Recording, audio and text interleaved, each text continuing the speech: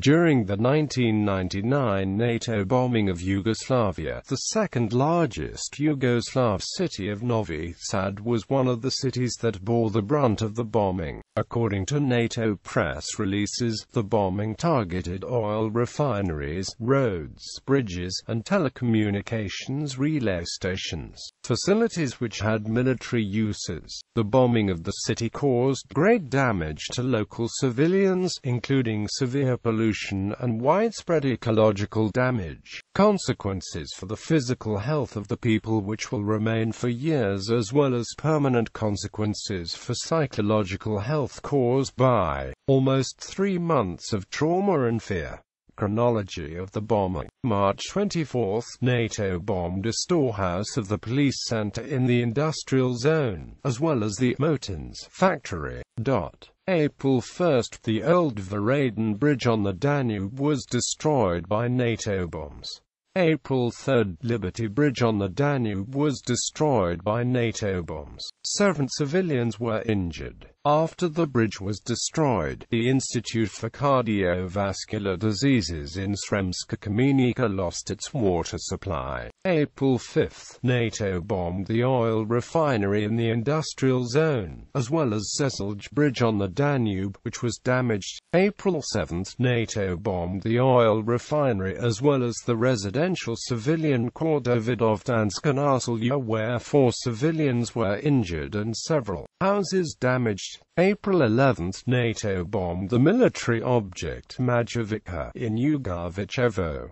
April 13, NATO bombed the oil refinery. April 15, NATO bombed the oil refinery and the military object Majevica in Yugoslav. April 18, NATO bombed the oil refinery, which triggered a large fire and much smoke, which caused serious ecological damage. The building of the government of the autonomous province of Vojvodina in the city center was also hit by NATO bombs. April 21, NATO bombed the oil refinery and Zezelj Bridge, as well as a bridge near Beska.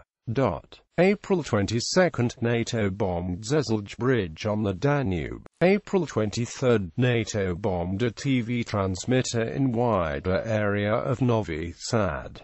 April 24, NATO bombed the oil refinery, causing fire and smoke. Fruška Gora was also bombed. April 26, NATO finally managed to destroy Zezelj Bridge, the last bridge on the Danube that the city had.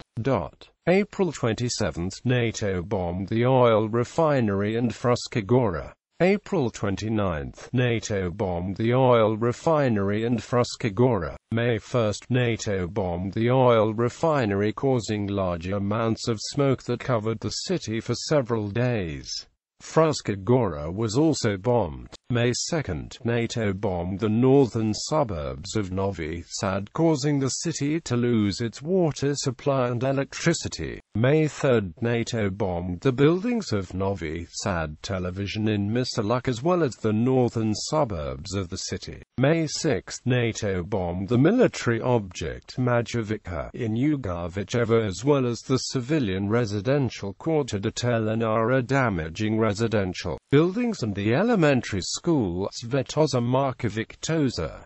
May 7, NATO bombed Uriski Venac and Brankovac on Fruška Gora. May 8, NATO bombed the military object Majevica in Yugoslav and Fruška Gora. May 13, NATO bombed the buildings of Novi Sad television in Misaluk. Its buildings were heavily damaged as well as neighboring civilian residential houses. Fruška Gora was also bombed, as well as electric installations in Rimski Sanchevi, causing the city to lose electricity again. May 15, NATO bombed Brankovac on Fruška Gora. May 18, NATO bombed Fruška Gora. May 20, NATO bombed Fruška Gora. May 22, NATO bombed Fruška Gora, including a TV tower on Uriski Venac.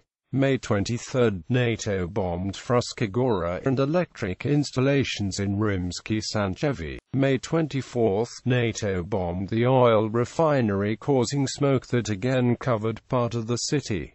Fruška Gora was also bombed. May 26, NATO bombed buildings of the Novi Sad television in Misala, as well as Dunavski Kaj near the city center. Paragovo, Iriski Venakon, Fruška Gora and small barrack in Bukovac were also bombed. May 29, NATO bombed buildings of the Novi Sad television as well as the civilian residential quarter Ribnik, where 2 civilians were badly injured. May 30, NATO bombed the civilian residential area in Sremska Kamienica near an ambulance where 1 child was badly injured and 2 civilian houses were destroyed. The civilian residential area Ribnik was also bombed as well as buildings of the Novi Sad television. A tunnel near the previously destroyed Liberty Bridge, a road near the entrance to Sremska Kamienica, part of Fruška Gora between Paragovo and Krzdal, and the northern vicinity of Novi Sad. May 31,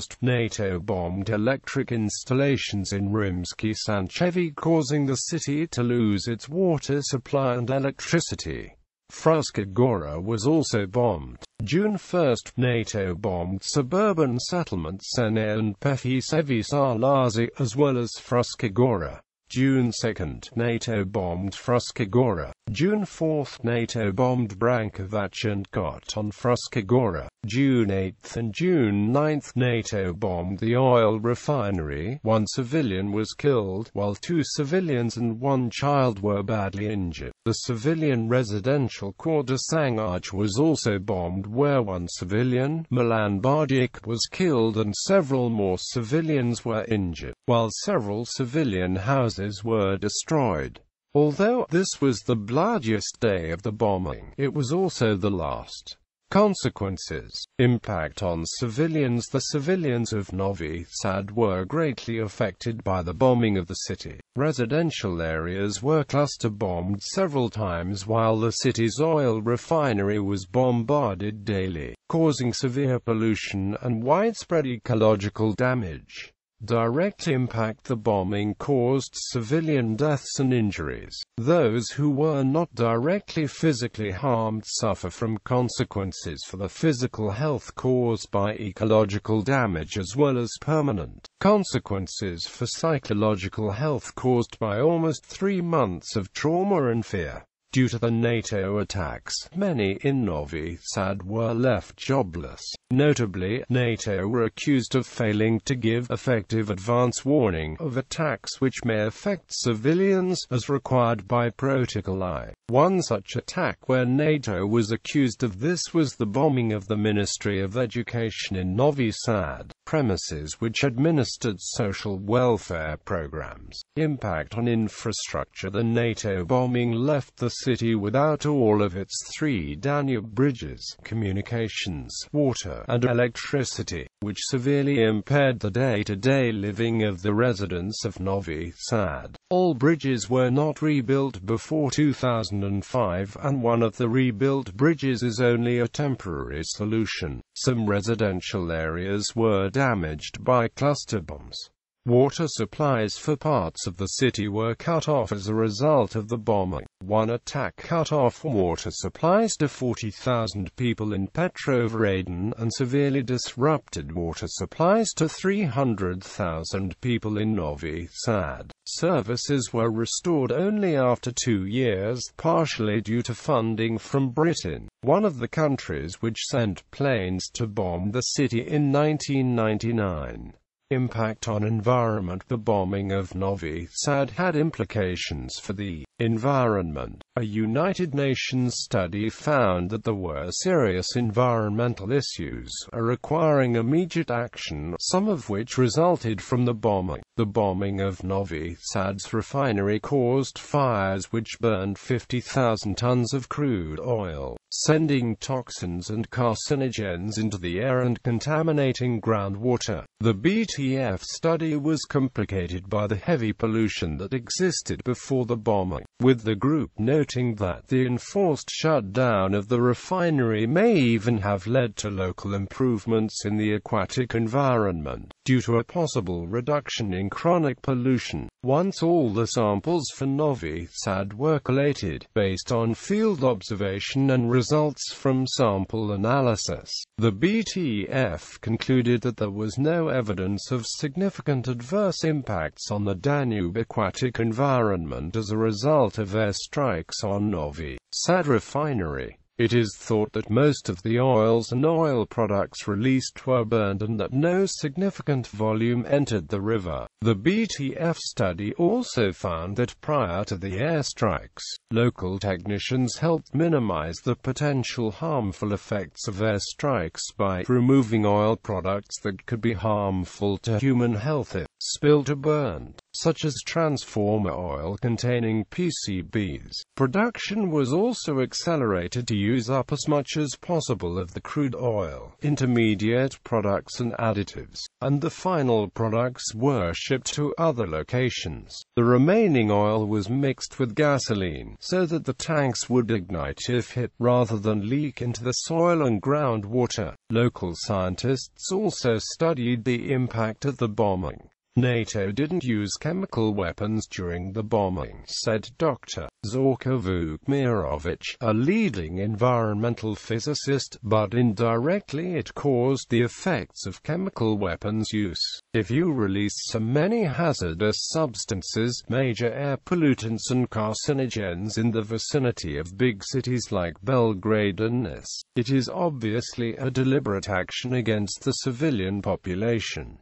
Not until 2003, the Danube River was declared clear again. It took 4 years of work by the Danube Commission to remove the debris of bombed bridges and ordnance. The clearing of the debris was not only important for Novi Sad, but for European states who were economically impacted by the blockade of river traffic to the Black Sea caused by the bombing. The views of the respective parties.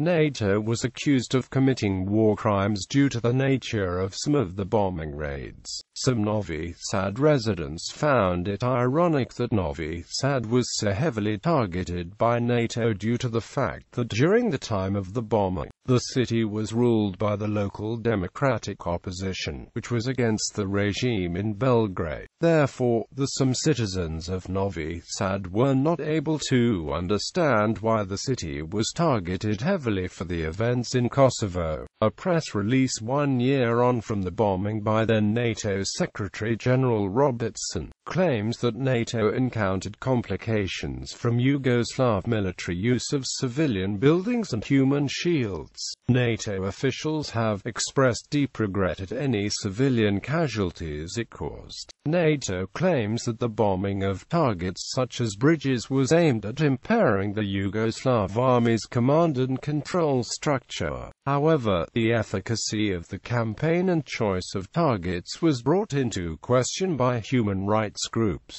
after bridges of no conceivable strategic relevance to the military situation in Kosovo were bombed, including a bridge which led to Hungary, a NATO country. MAICL argued that the civilian deaths caused were clearly disproportionate to the military benefits in response to NATO's justification of actions.